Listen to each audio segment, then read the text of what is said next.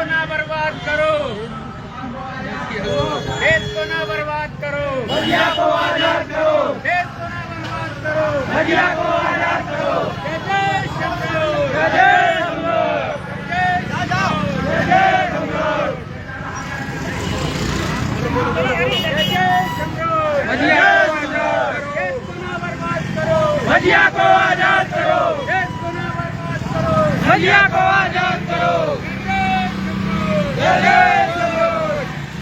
भजिया को आजाद करो, मानो मानो आंदोलन, भजिया को आजाद करो, देश को ना बर्बाद करो, भजिया को आजाद करो, देश को ना बर्बाद करो, भजिया को आजाद करो। देश को ना बर्बाद करो। मोदी सरकार होश में आओ, होश में आओ, होश में आओ, मोदी सरकार होश में आओ, होश में आओ, होश में आओ। भजिया को आजाद करो, देश को ना बर्बाद करो, भजिया को आजाद करो। देश को ना बर्बाद करो। मोदी सरकार होश में आओ, होश में आओ, होश में आओ। दर्शो उस वाले गेट।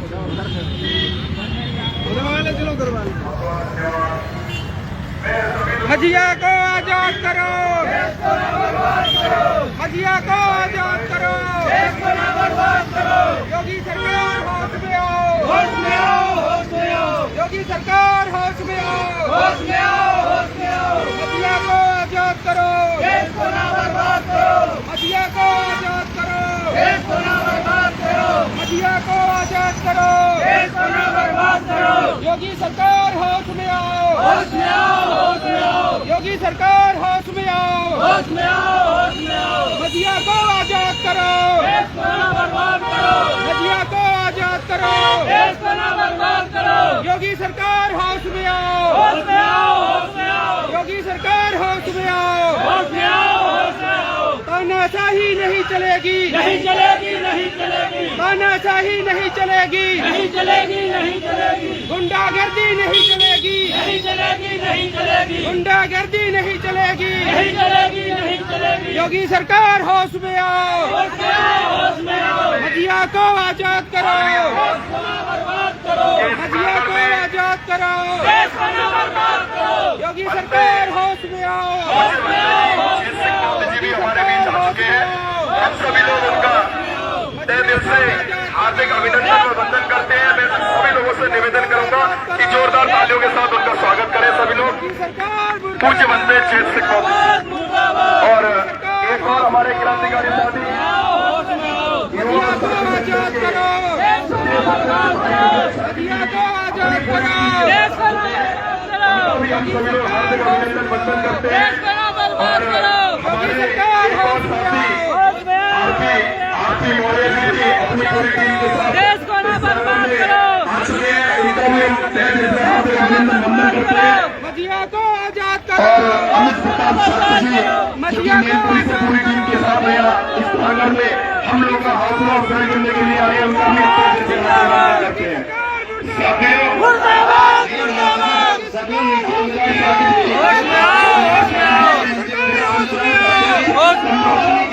गुंडागर्दी नहीं चलेगी, नहीं चलेगी, नहीं चलेगी, तानाशाही नहीं चलेगी, नहीं चलेगी, नहीं चलेगी। योगी सरकार होश में आओ, होश में आओ, होश में आओ, योगी सरकार होश में आओ।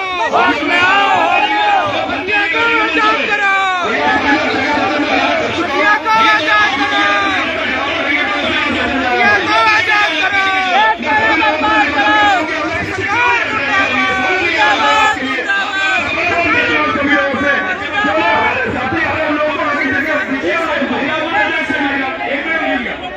एक साइड वाली साइड पूरी महिलाओं को दे दो। जो महिला थोड़ा पीछे हट जाओ, पीछे थोड़ा सा पीछे हो जाओ, थोड़ा पीछे पीछे हो जाओ, थोड़ा सा पीछे हो जाओ। ये भी हमारे बीच आ चुके हैं। भानु प्रताप सिंह साहब जी बहुत अच्छा कलिया से ये मंच पर उपस्थित है। कुलदीप साहब के बहुत देखते समय गुरुद्वारा से जयप्रकाश साहब बिलोनिया बदनौर से सचिन मौर्य, सुजीत मौर्य, रवि मौर्य उज्जैन से ये हमारे क्रांतिकारी साथी सभी लोग टीम के साथ बच्चे बैठ चुके हैं।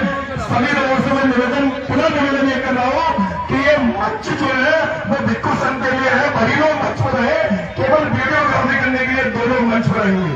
मैं बार बार अपनी बात मंच में कह रहा हूँ, लेकिन फिर भी हमारे अपने लोग हैं जो सुनने को बिल्कुल तैयार नहीं है।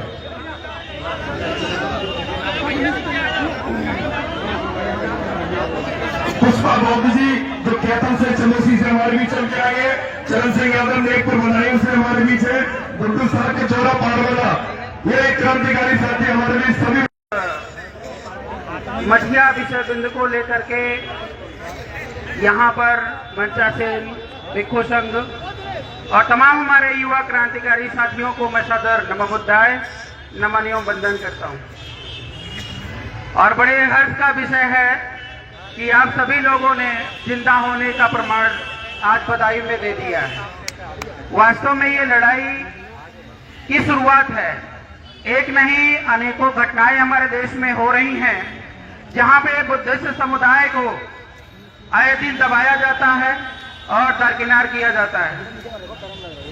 इसलिए मेरा आप सभी से निवेदन है कि जब भी ऐसी कोई स्थिति आए तो हर काम छोड़ करके आपको इस प्रकार के आंदोलन में आने की जरूरत है, क्योंकि मान्यवर कांशीराम जी का मानना है कि अगर आपका बेटा मर गया है तो उसका दाह संस्कार बाद में करिएगा, लेकिन अगर मिशन और उद्देश्य के लिए अगर कोई इस प्रकार का क्रांतिकारी आंदोलन या मीटिंग हो रहा है तो सबसे पहले आप मीटिंग को अटेंड करिए, आंदोलन को अटेंड करिए। इसके लिए आप सभी का मैं तहे दिल से आभार व्यक्त करता हूं। साथियों, मैं राजनीति में हूं और स्वतंत्र राजनीति में हूं और यहाँ पर कई सारे वक्तागण जो बहुत ही बड़े बड़े संगठन से हैं और बहुत बुद्धिजीवी हैं, उन लोगों ने ये भी बताया कि ये कोई राजनीतिक मंच नहीं है। लेकिन हमारे परम आदरणीय बाबा साहब भीमराव अम्बेडकर ने आपको बहुत पहले संदेश दे करके चले गए कि राजनीति अर्थात सत्ता ही हर ताले की चाबी है। आज मझिया पर किसी ने कब्जा किया है तो उसमें आरएसएस या विश्व हिंदू परिषद का हाथ नहीं है, उसमें योगी और मोदी जी का बराबर का हाथ है। सम्राट अशोक ने अगर भारत को सोने की चिड़िया बनाया है, भगवान बुद्ध ने अगर विश्व गुरु बनाया है इस देश को, तो उसमें सम्राट अशोक की सत्ता का हाथ था। सम्राट अशोक अगर सत्तासीन नहीं होते तो ना कभी धम्म लागू होता, ना कभी भारत देश सोने की चिड़िया बन पाते। मैं पूछना चाहता हूं कि आज ही इलेक्शन हो जाए, यहाँ पे तमाम बैठे हुए सामाजिक संगठन वाले और आप सभी से मैं पूछना चाहता हूं, आप वोट किसे देंगे? आपका वोट बीजेपी को जाएगा या नहीं जाएगा?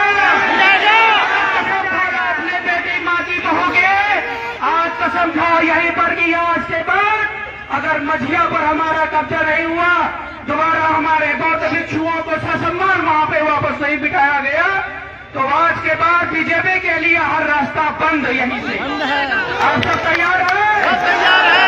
कसम खाइए कि आज के बाद बीजेपी का रास्ता बदायूं के लिए बंद किया जाता है। साथियों, इस देश में बहुत बड़ा षड्यंत्र चल रहा है। धर्म के नाम पे धंधा हो रहा है, धर्म के नाम पर जमीनें कब्जा की जाती हैं। आप सब खेत खलियान में लगे हुए हैं, अपने बच्चों को पढ़ाने लिखाने में लगे हैं, खेती बाड़ी में लगे हैं, उनकी दिन भर खेती बाड़ी यही है। मझिया पे कब्जा कर लो और वहां पे अपना अड्डा बना लो, औजार रखो, हथियार रखो, शराबी पालो, कबाबी पालो, ये उनका काम है, ताकि वो कल को जाकर के भारत देश में गुंडागर्दी कर सके, अपना अधिकार जमा सके। तो ऐसी स्थिति में राजतंत्र, लोकतंत्र में जनता ही राजा होती है। आज मैं यहाँ पर देख रहा हूँ, हमारे सिवा यहाँ पर कोई विशेष नेता नहीं दिखाई दे रहा है कि जो आपका साथ दे रहा हो।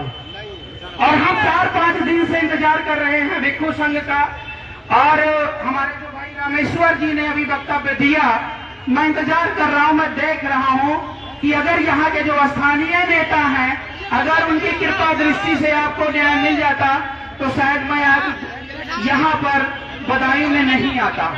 और मझिया मेरे दिलो दिमाग से जुड़ा हुआ है। आपने तो जमीनी लेवल पे, संगठनात्मक लेवल पे काम करके उसको स्थापित किया है। आए दिन हमने वहाँ पे कार्यक्रम कराए हैं। इस बार का कार्यक्रम हम नहीं करवा पाए तो हमारे एक भाई की हत्या हो गई थी, हम थोड़ा उसी में बिजी थे, इस वजह से नहीं हो पाया। लेकिन प्रति वर्ष हमने ये प्लान बनाया है कि हर बार मझिया में ये कार्यक्रम सम्राट अशोक धम्म विजय दिवस के नाम पर मनाया जाएगा। लेकिन आपसे पूछना चाहता हूं कि जिन जिन भाई लोगों के पास संगठन होता है या कार्यक्रम कहीं होता है, जिस तरीके से आज यहाँ पे इकट्ठा है, उसी तरीके से अगर वहां पर इकट्ठा होते तो आज ऐसी घटना नहीं घटी होती। भगवान बुद्ध को हम अपना बाप, अपना दादा सम्राट अशोक को नहीं समझते हैं। हम दूसरे को अपना बाप दादा मानेंगे, अपने जमीन जायदाद की रक्षा सुरक्षा नहीं करेंगे तो कौवा और बिल्ली तो उस पर टट्टी करेंगे ही ना। तो वो कौवा बिल्ली जो है वो मझिया में आ गए हैं, उनको हटा के फेंकना हम सभी की बड़ी जिम्मेदारी बन जाती है। और इतनी बड़ी संख्या में आप लोग हैं, मैं आपको दिल से सैल्यूट करता हूं और बदायूं जिस उम्मीद के साथ आया था, मुझे पूरा भरोसा है कि बदायूं सिर्फ बदायूं में नहीं पूरे भारत देश में बौद्ध धर्म का परचम लहराएगा। अब यहाँ पर मैं ज्यादा नहीं बोलूंगा क्योंकि राजनीतिक प्लेटफॉर्म नहीं है, लेकिन इतना मैं जरूर कहूंगा कि आज जब आपके पास विपत्ति की घड़ी आई है तो एक एक सर यहाँ के लिए सम्राट अशोक की तरह हमें दिख रहा है। और यही अगर हौसला बनाए रखिएगा तो हमें सत्ता के बाहर भी सत्ता बरकरार रख सकते हो। सत्ता हमें नहीं चाहिए, उससे पहले हम सत्ता बरकरार कर सकते हैं। अभी इलेक्शन हो जाए, आप किसको वोट दोगे? भाई रामेश्वर को। रामेश्वर सांसद बन गए, रामेश्वर विधायक बन गए तो ये आंदोलन करने की जरूरत नहीं है, क्योंकि भाई का आपने चेहरा देखा, किस तरीके से पसीने निकल रहे थे, क्या स्थिति थी, कितना दर्द छलक रहा था उनकी बातों में।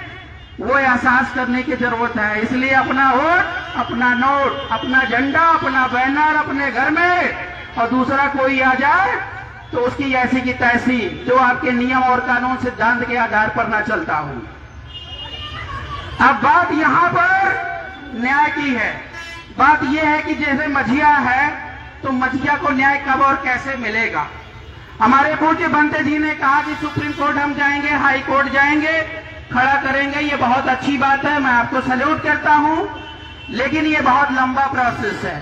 और लंबा प्रोसेस के बाद यहाँ पे सब बिके हैं, ABCD XYZ सब बिकते हैं, सिर्फ खरीदने वाला चाहिए। सुप्रीम कोर्ट में मैं याचिका करता था, हमने कहा अयोध्या एक बौद्ध स्थल है, तो हमको भैया अगर रामचंद्र की मूर्ति बना रहे हो तो 1-2 एकड़ जमीन हमें भी तो दे दो अपनी आस्था के लिए। सुप्रीम कोर्ट ने नहीं सुना। खुदाई से जितनी चीजें मिले सब बुद्ध के अवशेष मिले।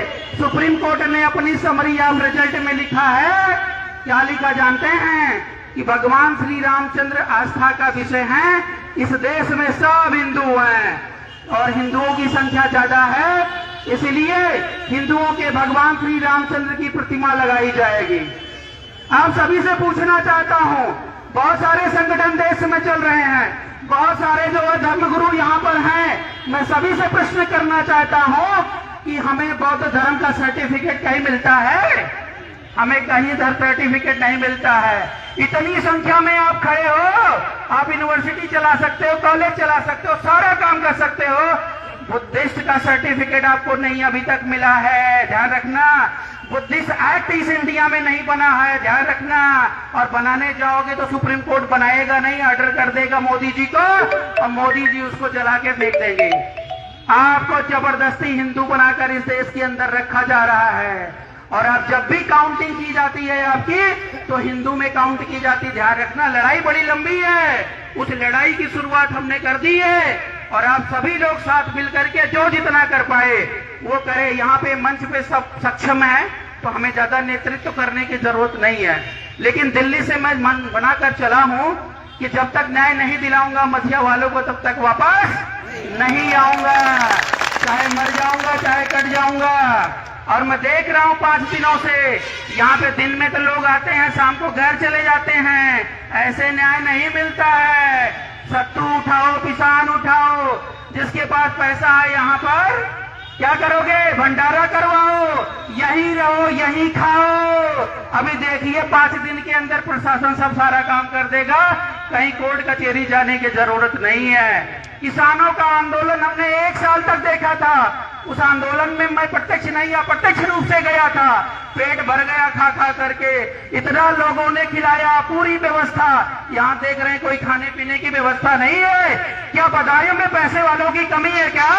उन लोगों ने सोचा नहीं कि अगर हमारे भाई बंधु वहां पर आ रहे हैं तो चलो आज का भंडारा हम करवा देते हैं। आखिर ये सामाजिक एकता कब और कैसे दिखाई देगी? खाली पेट भजन होता है क्या? पूछना चाहता हूं, इस आंदोलन को लंबा चलाइए। मेरा निवेदन है कि ये आंदोलन उठना नहीं चाहिए जब तक हमारी 3 मांगे में रूप से पूर्ण ना हो जाएं। मांग नंबर 1 है कि बनते संघ को वहां पे बिठाया जाए। दूसरी मांग ये है कि सम्राट अशोक पर्यटन स्थल को दोबारा लिखवाया जाए। और तीसरा ये है, वो तो आप बेहतर बताएंगे, मैं अपने तरीके से बता रहा हूं।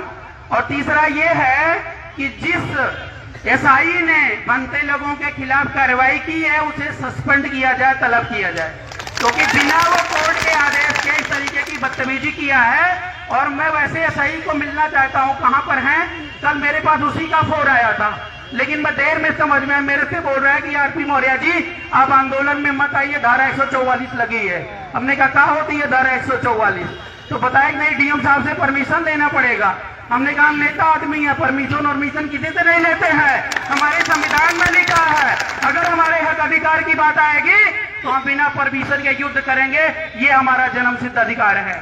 इसी के साथ मैं अपनी बात को विराम दूंगा। और जितनी बात मैंने बोला है, राजनीति सत्ता कितना भी है, ध्यान रखिएगा।